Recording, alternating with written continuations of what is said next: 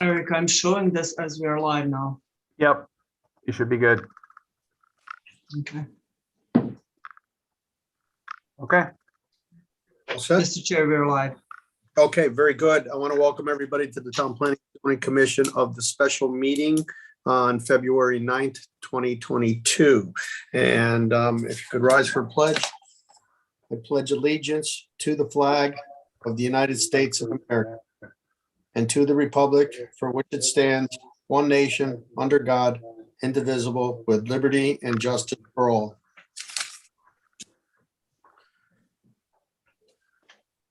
And if Noreen if you could do the roll call, Noreen, I would appreciate it.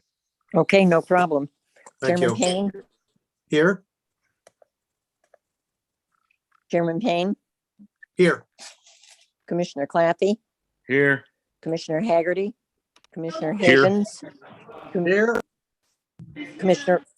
Commissioner Linares, here, Commissioner Twister, Here. Commissioner Woods, here. Commissioner Braverman, Commissioner Gill. Here. All set. Very good. Thank you, Noreen. You're All right. welcome. And we have next thing on the agenda is public participation for items not listed on the agenda. Speaker limited to 2 minutes. Is there anybody from the public wishing to speak?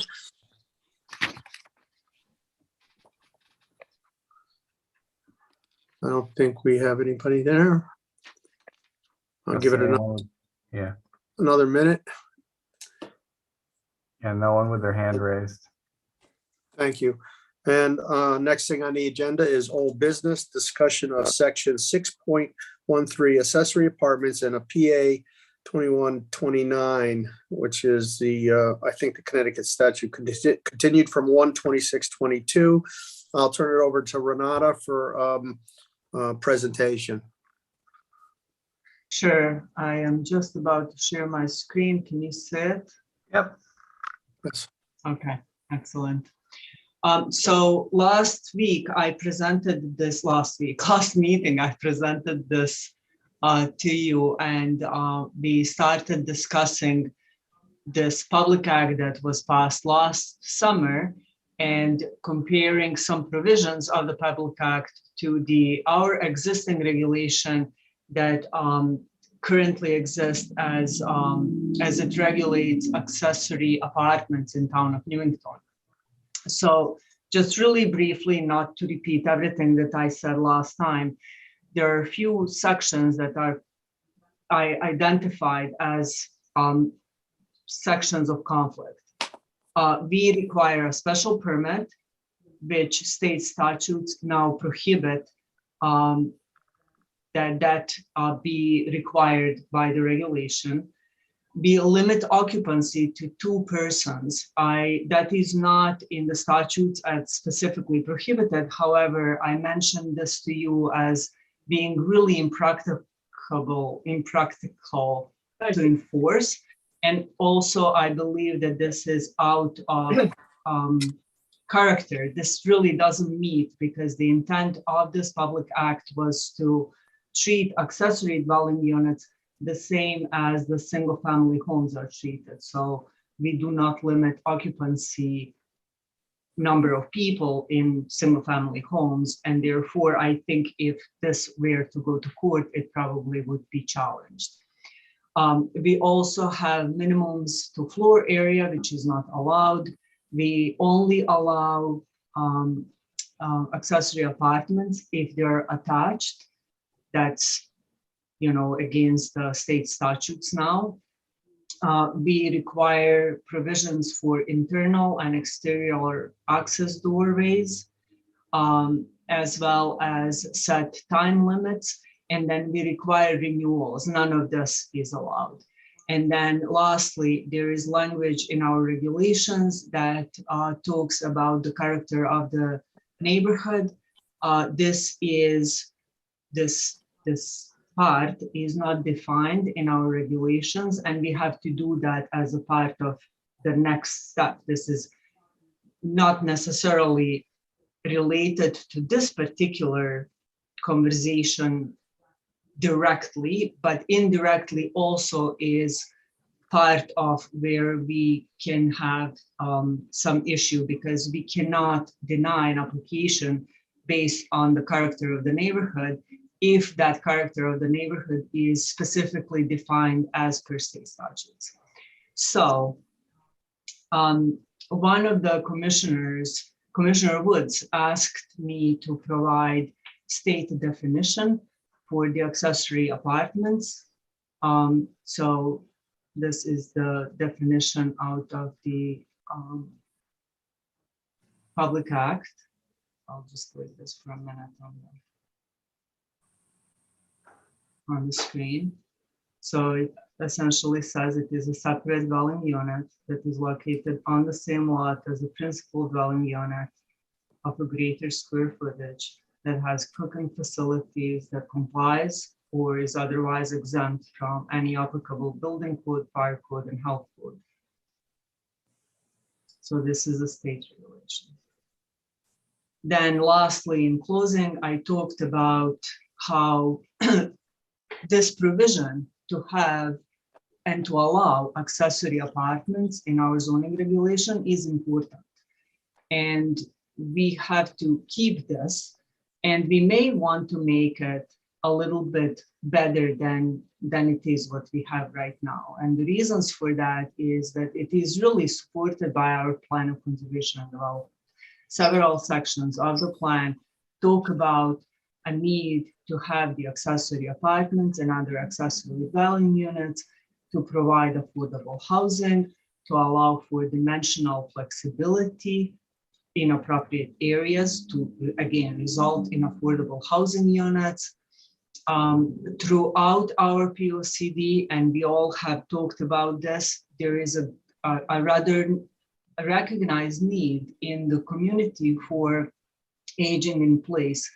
Accessory apartments provide that kind of housing that really lends itself well for aging in place type of situations. So, our options, like I had said at the last meetings, are to revise the zoning regulation. And this is what I suggest we do. I can provide revised zoning regulation to the Planning Commission that meet state statutes. I recognize that some sections of that revised regulation will probably meet some resistance in the community. And I recognize that there will be probably residents in the town that will not like certain areas of the proposed revisions. I also believe that there are several sections that will really improve the regulations and will not bother people. For example, elimination of these interior and exterior doorway connections. Those type of regulations exist to regulate who lives in the accessory apartment, which is really inappropriate. And I really don't believe that in our community, people care about that. Like, it is not intended to regulate that, a family member must be next door to you. I don't think that that's necessarily an intent. I think the intent perhaps is to not create a bulk. So if we are perhaps talking about detached unit, I can see some resistance on that. So if I come back to the commission with the revised zoning regulation, we have a public hearing, and then we can hear which provisions are really a problem. Then we can then hold a hearing to have an opt-out of the state provisions, which we must do, because otherwise, if we don't opt out, we by default have the state regulations. That's it. Then we have a hearing on the opt-out by the commission. We have to go to council, have an opt-out hearing there as well. Both agencies, the commission and the council, must vote to opt out. And then we can adopt revised regulation minus the whatever reason we have that we chose to opt out for, and we will have better regulations that are local, we will opt out, which is, something where, perhaps we will not be looked upon favorably by the state, but we will end up having better regulations, and we will have a clear reason to the state as to, the town of Newington does not like this particular thing or these particular two sections of the state statutes were the things that we did not find that were good for us. Or, so that's what I would recommend we do. Our other option is we like our current accessory apartments regulations, we say that, and we hold public hearings to opt out at the commission level. At the council level, we opt out and we leave our regulations as they are. Now, for me, that is an easier thing. For me, that's like less work, right? And less conflict and less stuff. So, we can do that if you wish, but I just think that in a really long run, that's not the best way to do. So I still recommend the harder way, the first way. What's the deadline on this, Renata? We must opt out. We must complete the opt-out process by the end of this year. So that means through the Planning Commission and through the council by the end of this year. And, once we start doing these public hearings, there may be 1, 2, 3 in front of each of the agencies. So I really want us to start this like right now, because I don't know how long this will take. I don't want to be put in a position when anybody is pressured, to do this like quick. Okay, and so if we go back to those things that you had on the screen at the very first special permit. So they don't want us to allow it by special permit. They want it to be allowed by right. Is that correct? That is correct, yes. Okay. And it would be And we for, can, so one of the sort of negotiating points could be that we allow as of right attached accessory apartments, and that we perhaps limit them to a certain size. So if they're attached and they're up to this much of a coverage, they can be allowed as of right. If they exceed that, then they may require the special permit. Or we can just allow accessory attached apartments to be as of right, but then anything that's detached may be either prohibited altogether or only allowed when it's special permit. I would suggest that even detached units could be okay in some instances, subject to receiving special permit. Sometimes you can have a larger property where it's completely appropriate to use a detached dwelling unit on top of a garage somewhere, or someplace where it's okay. yeah, if it was a deep lot or something. Yep. Now, Or it's on top of somebody's garage, that's the detached garage. There are circumstances when even detached structure could be okay. That might require special permit, I think. okay, and then I had one other question. The existing regulation that we have for accessory 6.13,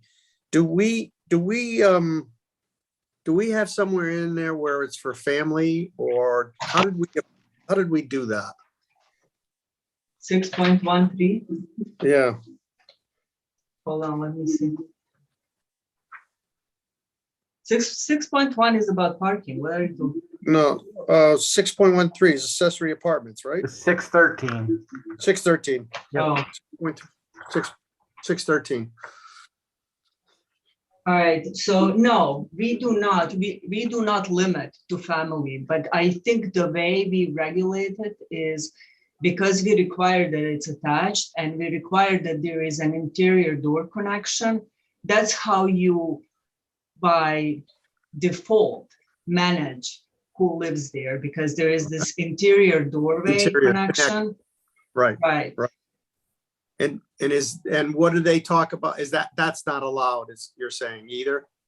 We're not allowed to require that by regulation. I mean, people can do these things if they want to. We just can't require it by regulation. So Okay. in many instances, these units will still have doors. They will have doors that connect outdoors, outside, and inside.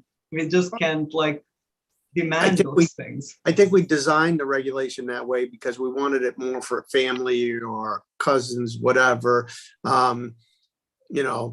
Somebody aging. I understand that, but I understand that, Mr. Chair, but really, honestly, if somebody's 28-year-old entitled, unbehaving child may be just as disruptive in the neighborhood as, somebody who rents a unit. You're right. So, Okay. I'm going to go to the other commissioners around to see if they have any questions, because this is an important issue. And I know you're looking for our advice on which direction to go. So I'll open up for questions, and Commissioner Woods, go right ahead. Thank you, Mr. Chairman. I think if I remember right, and I don't remember if I was on the commission and when I was still serving on the council, but I believe originally, Dominic, you are correct, that it was for family members only, but I remember it being changed. We kind of relaxed it, or, the commission relaxed it and allowed it to non-family, because I believe it either was challenged or going to be challenged. If I remember right, the commission then allowed it, that it took that out of the regulation, and it didn't actually say that it needed to be a family member, I believe. Mhm. And Renata, thank you for getting me the definition, although I don't know if that actually helps me a lot. Again, I read it, I understand it, but if you want to talk about being vague, it's definitely pretty vague and wide open. All it really says is that the accessory unit has to be smaller than the main unit. So, and then it goes on to say that it needs to have a kitchen. Does it need to have a bedroom? Does it need to have a bathroom? I mean, it doesn't say any of those things. So it is interesting. I think we need to do something. And I'm leaning towards that we accept your recommendation to your first choice of opting out, but rewrite our regulations and try to get it right, see what the public is looking for, rewrite them again, and then still opt out with our own regulations down the road. That's what I would recommend. Okay, thank you. Thank you, Mr. Chair. Thank you. And Commissioner Trista, go right ahead. Thank you, Mr. Chairman. The current regulation states that an accessory apartment can have no more than one bedroom. If we eliminate the maximum occupancy provision like the state wants, could we still keep the provision for having only one bedroom? Would that still be in it? I believe so. I don't think there is anything. I don't remember seeing anything in the statutes that talks about bedrooms, period. So I don't think they limit number of bedrooms. Thank you. Okay, thank you, Commissioner. Commissioner Claffey? Thank you. I got a few issues and items I wanted to get out there to us to think about. One is, I agree with Commissioner Woods and that we need to opt out and rewrite and make our own. I don't think we want to have our community dictated by what the state wants us to do. Unfortunately, I don't agree with them. And the reasons I don't is, the zoning laws have been set that certain areas of town can have multiple family homes. Some do, some don't. They've been zoned that way for as long as I can remember in the world. If you want to have an accessory apartment, the definition here that is very vague, like Commissioner Woods said, the way I see it is if the town allowed this, you could take a single family neighborhood, because our town doesn't have lot coverage requirements, and literally put two houses with separate egresses and ingresses on the same lot, as long as they fit the setback requirements that we do have. So in my neighborhood, I think I'm an R12, I think, might not be, I might be R20, I don't know exactly. You are. I could have a house the size of mine right behind my house, as long as it It fits has to be a little smaller. It has to be a little smaller, but yes. a little, but meaning I could have two, Yes. I could have a 1,500 square foot house and a 1,400 square foot house. If now I could make the rear setbacks and the side setbacks. I know I can do the side setbacks. The rear would be a little tough, but point being is you just took a single family neighborhood, or not we, and potentially make them into two separate homes on the same lot. So, you know, and the other thing is, you know, basically you could say, well, I don't want a pool in my backyard, but I want to have another single family home. I think this is a way the state has been trying to push their zoning rules and regs that they want us all to combine to. So I'm not in favor of it. I'm in favor of, as I said, opting out and rewrite our own regulations and let the people decide, I guess, with the public hearings, as Renata has stated. But you know, that's where I stand on it. Thank you. Okay, thank you, Commissioner Claffey. And Commissioner Haggerty? Thank you, Mr. Chair. I have a question for the planner. Best guess is, you know, what is driving this? Why is the state doing this? I mean, is this somebody just kind of bored one day and going through regulations, or, you know, what problem has the state identified for which this is the solution? I guess, because we have a choice, but they're forcing us to make a decision one way or another. I'm just curious of what is their motivation to making the towns do this?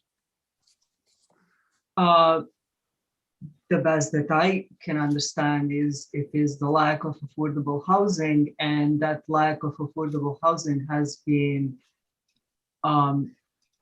related to zoning restrictions in state of Connecticut.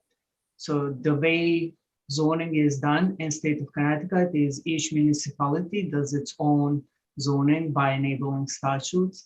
Many towns have had restrictive zoning regulations where they outright prohibited multi-families, they prohibited accessory dwelling units, they were very restrictive, they required like large lots, you know, that kind of thing, which contributed significantly to our housing problem here.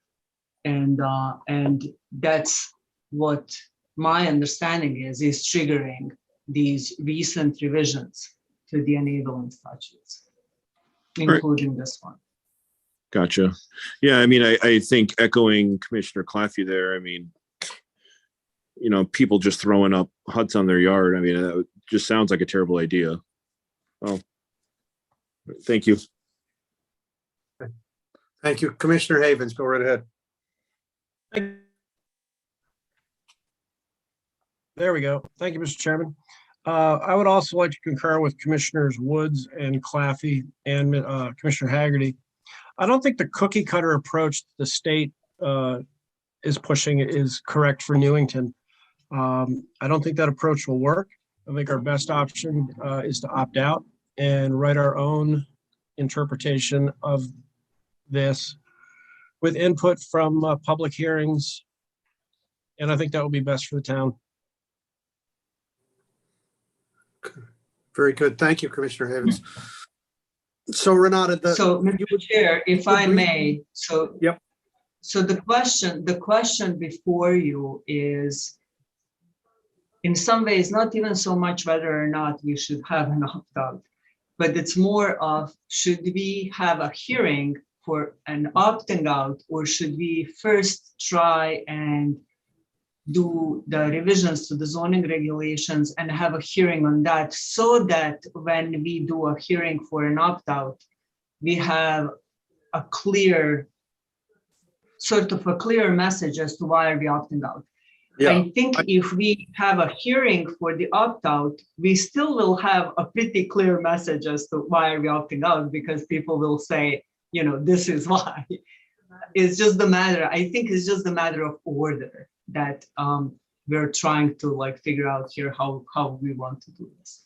Yep. So basically you want to clean up the existing regulations and try to take some of the things and make it better, and then have a public hearing on it, and then opt out afterwards, once we get some more input from the public.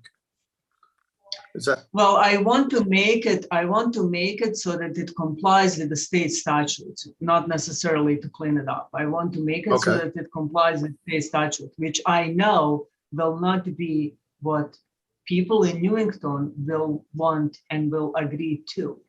So when I bring this to a hearing, I can imagine like a pretty contentious resistance, because people will not understand that this is not my proposal. This is a proposal to sort of weed out what is the problematic part from the community, so that I don't say, from my perspective, the detached unit is the problem, and therefore this is why we're opting out. okay, But we actually have a public hearing and people tell us the detached units are the problem. That's why we want to opt out. So that's, I guess, what I'm getting. at. okay. I think that's probably the best method to go, even though it's a lot more work. I agree with you. Commissioner Gill, do you have a question? Yes, just as far as the detached unit, what was about the utilities? Was there something that they were not going to have separate utilities? Our existing regulations comply with state statutes with regards to detached and attached. So I believe that currently under statutes, we're not allowed to require separate connections by regulations. And that's the same as is in our regulation. We don't require that currently. So we're in compliance there. Okay. Any other questions? Because this originally was designed, our regulations originally were designed for families. So I think in our regulations, we say you shall not have separate connections, because we wanted this to be like a family kind of situation anyways, right?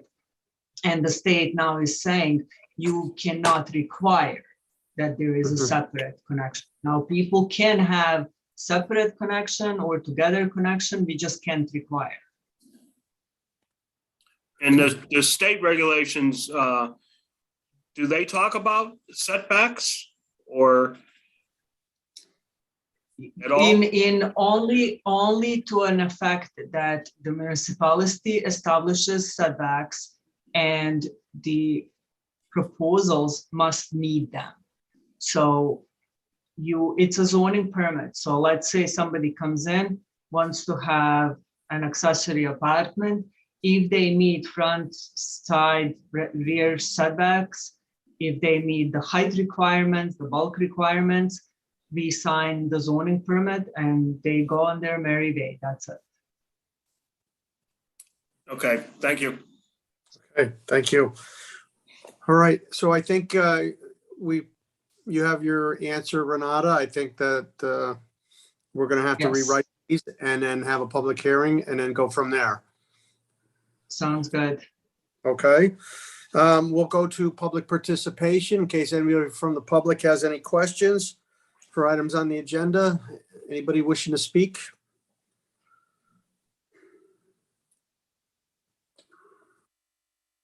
I don't see anyone with their hand raised, Dominic. Okay, thank you. If there's no objection from the commissioners, we'll adjourn from this meeting and get ready to go into our regular meeting. Yeah, everyone will have So to, you have to, everyone will have to log off, and I'll have to give me a minute to open up the next meeting when I end this one, and we'll get you all Okay. in. Okay, Move to adjourn, Mr. Mo- Commissioner. Make a Sorry, motion to Mr. adjourn Chair. tonight's meeting right now. who made the motion? Anthony, Okay, Commissioner Claffey makes a motion. Do I have a second? Commissioner Woods, Second, Commissioner Havens. Commissioner Havens, all in favor? Aye, Aye. opposed? We are adjourned. Thank you. See you Okay. shortly. Yep.